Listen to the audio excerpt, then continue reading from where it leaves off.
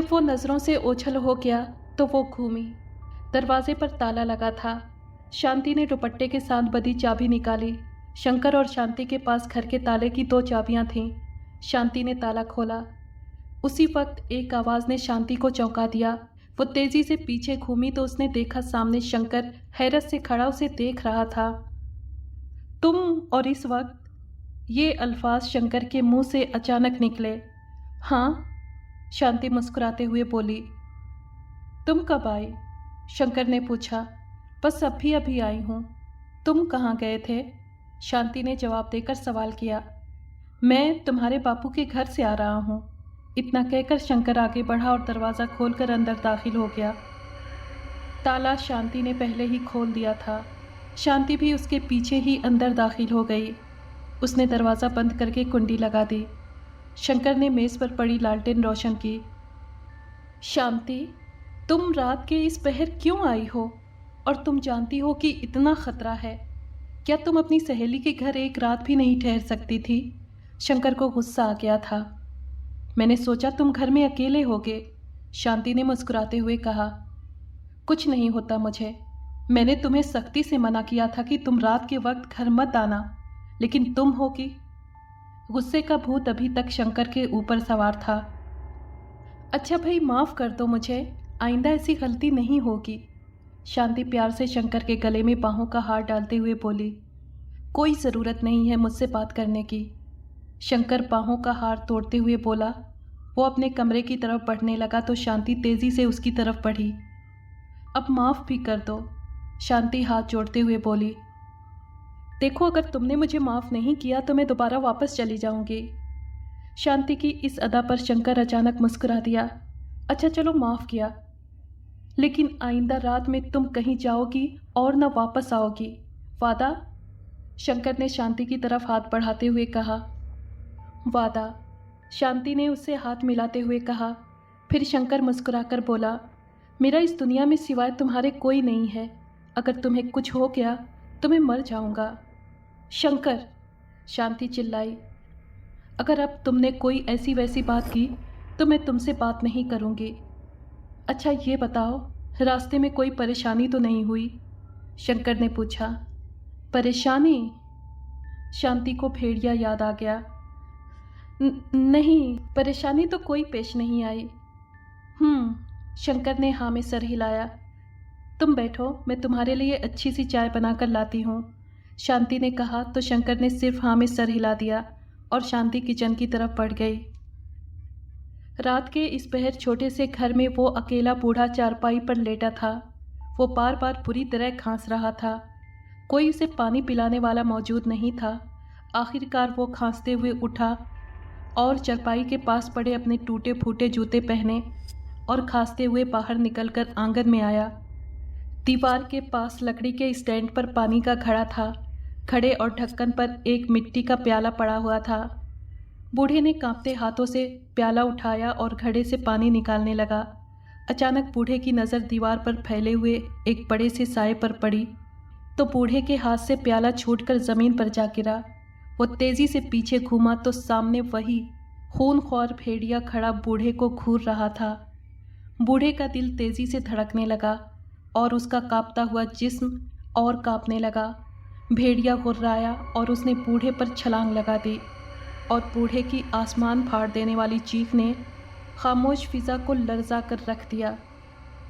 सुबह के वक्त बूढ़े के घर में लोगों की भीड़ जमा थी। हर कोई अपनी अपनी राय दे रहा था। अच्छे आदमी थे रामू काका। एक औरत ने बूढ़े की उधड़ी हुई लाश की तरफ देखते हुए कहा, बेचारा, उस खूनख्वार भेड़िए की खुराक बन गया। दूसरी औरत ने दुखी लहजे में कहा, पता नहीं उस मनहूस भेड़िए से कब छुटकारा मिलेगा। तीसरी औरत ने नफरत और गुस्से से कहा, अब तो मनहूस हमारे घर के अंदर भी आने लगा है, अब हमारा क्या होगा। पहली औरत ने दुखी होकर कहा, कहीं ऐसा ना हो कि कमबख्त हमारा सारे का सारा गांव ही ख़त्म कर डाले। तीसरी औरत ने डरे हुए लहजे में कहा। यहाँ पर औरतें अपना अपना डर बयान कर रही थीं। बहरहाल शाम को गांव के चौराहे पर पंचायत बैठ गई। महाराज, अगर इसी तरह चलता रहा तो वो भेड़िया एक दिन हम सबको ख़त्म कर डालेगा। एक आदमी ने सामने बैठे पंडित की तरफ देखते हुए कहा। पंडित जी अक्लमंद और समझदार इंसान थे, बहुत अच्छा मशवरा देते थे और लोग खुशी से उनके फैसले मान लेते थे। महाराज, हमें कुछ करना चाहिए, दूसरे आदमी ने कहा। अब तो महाराज आप ही कोई मशवरा दे सकते हैं, तीसरे आदमी ने पंडित की तरफ देखते हुए कहा। परेशान तो मैं भी भेड़िए की वजह से हूँ, दिन ब दिन उसकी दहशत बढ़ती जा रही है। अब तक उसने काफ़ी लोगों को ख़त्म कर दिया है। मेरे ख्याल में जो बेहतर राय है वो ये है कि हर रोज़ रात में 2 नौजवान पहरा दें जो बहादुर और मजबूत दिल वाले हों। वो नौजवान भेड़िए को देखते ही ख़त्म कर डालें। एक ना एक दिन वो भेड़िया ज़रूर ख़त्म हो जाएगा और जब तक वो भेड़िया ख़त्म नहीं होता इसी तरह पहरा जारी रखा जाए। और मुझे पूरा यकीन है कि इस तरह या तो वो भेड़िया इस गांव से भाग जाएगा या फिर मारा जाएगा। ये कहकर पंडित जी खामोश हो गए। भगवान करे ऐसा जल्दी हो जाए, सब लोग ऊंची आवाज़ में बोले। अब जो बहादुर नौजवान रात को पहरा देने के लिए तैयार हैं वो उठ खड़े हों, पंडित जी ने कहा तो पंचायत में खामोशी छा गई। थोड़ी देर बाद 2 हट्टे कट्टे नौजवान उठकर खड़े हो गए। पंडित जी, हम दोनों आज रात पहरा देंगे, उनमें से एक ने कहा तो पंडित जी मुस्कुराए और बोले, बेटा दिल मजबूत रखना और भगवान पर भरोसा रखना। तुम दोनों आज रात को आदमखोर भेड़िए को ख़त्म कर दो।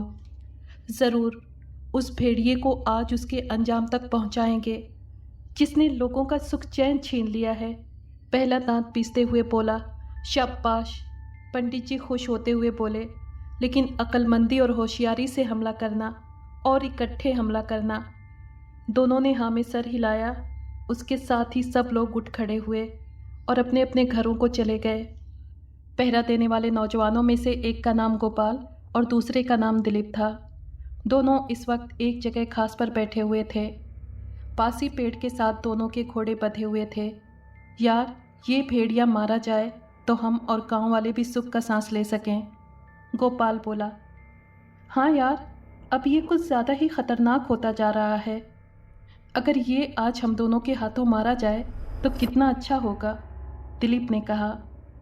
आज ये भेड़िया भगवान की कृपा से हमारे हाथों ही अपने अंजाम को पहुँचेगा, गोपाल ठोस लहजे में बोला। रामू काका काफ़ी हंसमुख और अच्छे आदमी थे, लेकिन भेड़िए ने उनका खून कर दिया, दिलीप ने दुखी लहजे में कहा। कुछ भी हो जाए आज हम उसको छोड़ेंगे नहीं, गोपाल दांत पीसते हुए बोला। मेरा भी यही इरादा है, दिलीप ने दुखी लहजे में कहा। मुझे आज भी वो मनहूस रात याद है जब मैं और मेरा भाई खेतों का काम निपटाकर घर वापस जा रहे थे। हम दोनों उस दिन काफ़ी थक गए थे। उस घड़ी भाई को प्यास लगी और हम पानी पीने के लिए नदी की तरफ बढ़े। नदी के पास पहुंचकर हम किनारे पर बैठ गए। फिर भाई ने चुल्लू में पानी भरा, इससे पहले कि वो पानी पीता। नदी के पानी में एक हलचल सी पैदा होनी शुरू हो गई। हम दोनों हैरत से पानी की तरफ देखने लगे। उसी वक्त पानी में से एक काले रंग की अजीब सी चीज़ बाहर निकल आई। हम दोनों ने गौर किया तो शारीरिक रूप से वो भेड़िया नज़र आ रहा था, लेकिन इतना बड़ा भेड़िया मैंने ज़िंदगी में कभी नहीं देखा था। हम दोनों के रोंगटे खड़े हो गए। डर की वजह से मैं बुरी तरह कांप रहा था। जो हालत भाई की थी वो भी मैं अच्छी तरह महसूस कर सकता था। भेड़िया ज़ोरदार आवाज़ में कुर्राया और उसने फ़ौरन भाई पर छलांग लगाई और वो भाई को लेता हुआ ज़मीन पर जा गिरा। भाई ने एक ज़ोरदार चीख मारी। मेरी आंखों के सामने अंधेरा छा गया और मैं डर की वजह से बेहोश हो गया। इतना कहकर गोपाल रोने लगा। हौसला रखो गोपाल, आज अगर वो भेड़िया नज़र आ गया तो बचेगा नहीं। आज भी वो अपना शिकार ढूंढने ज़रूर आएगा, पर आज वो हमारा शिकार बनेगा, दिलीप ने कहा। उसी वक्त अचानक उन्हें एक हुर्राहट की आवाज़ सुनाई दी। दोनों ने जल्दी से आवाज़ की तरफ देखा। सामने वही भेड़िया खड़ा उन दोनों को घूर रहा था। दोनों ने उठते हुए तेज़ी से म्यान से तलवारें निकाल ली। चलो आज इसे ख़त्म कर दें, गोपाल ये कहकर तेज़ी से भेड़िए की तरफ भागा। दिलीप भी तेज़ी से भागा। भेड़िया एक बार फिर गुर्राया और उसने छलांग लगाई और पीछे की तरफ भागने लगा। गोपाल और दिलीप भी बड़ी तेज़ी से भाग रहे थे, लेकिन भेड़िए की रफ्तार ज़्यादा थी। वो लंबी लंबी छलांगे लगाता हुआ उनसे काफ़ी आगे निकल गया था। गोपाल की रफ्तार भी काफ़ी तेज़ थी, उसमें भेड़िए को ख़त्म करने का जोश था। अचानक भेड़िया उसकी नज़रों से ओझल हो गया। गोपाल जब भागते भागते थक गया तो वो एक जगह रुक गया। दिलीप, ये भेड़िया कहाँ चला गया आखिर? गोपाल अपनी सांस बहाल करने के बाद बोला, लेकिन उसे दिलीप की तरफ से कोई जवाब नहीं मिला। दिलीप, क्या हुआ? तुम बोल क्यों नहीं रहे? गोपाल ने पीछे मुड़ते हुए कहा, और वो लम्हा हैरान कर देने वाला था, क्योंकि दिलीप का दूर दूर तक निशान नहीं था। दिलीप, गोपाल ने उसे पुकारा। दिलीप, गोपाल एक बार फिर चिल्लाया, लेकिन उसकी चीख फिजा में गूंजती रह गई। ये दिलीप कहाँ चला गया? गोपाल परेशानी से बड़बड़ाया। अचानक गोपाल को अपने पीछे किसी के दौड़ने की आवाज़ सुनाई दी। वो तेज़ी से पीछे घूमा। भागने वाले की रफ्तार में गोपाल ने लड़खड़ाहट भी साफ महसूस कर ली थी। वो जो कोई भी था गोपाल की ही तरफ भागा आ रहा था। जल्द ही वो गोपाल के नज़दीक पहुंच गया। जब गोपाल को अपनी तरफ भागे आने वाले का चेहरा और वजूद नज़र आया तो वो हैरान रह गया। वो दिलीप था, जो काफ़ी घायल था और उसकी हालत भी काफ़ी नाजुक थी। गोपाल, मैंने उस भेड़िए को ख़त्म कर दिया, दिलीप हकलाते हुए खुशी भरे लहजे में बोला। तो ये सुनकर गोपाल के चेहरे पर भी खुशी झलकने लगी। वो तेज़ी से दिलीप की तरफ बढ़ा। उसके बढ़ते हुए कदम अचानक ठिठक कर रुक गए, क्योंकि सामने का मंजर भयानक और अविश्वसनीय हद तक हैरान कर देने वाला था। और अविश्वसनीय हद तक हैरान कर देने वाला था। शांति, शंकर ने आवाज़ दी। शंकर ने उसकी तरफ देखा तो वो बेड पर लेटी हुई थी और सोचों में गुम थी। शंकर उसके पास आकर बैठ गया। शांति, गोपाल और दिलीप रात पहरे पर थे। शंकर ने उसकी तरफ देखते हुए कहा, हाँ तो फिर? शांति ने शंकर की तरफ देखा। वो उस भेड़िए की खुराक बन गए। इसके आगे क्या हुआ, ये जानने के लिए सुनिए इस कहानी का अगला एपिसोड।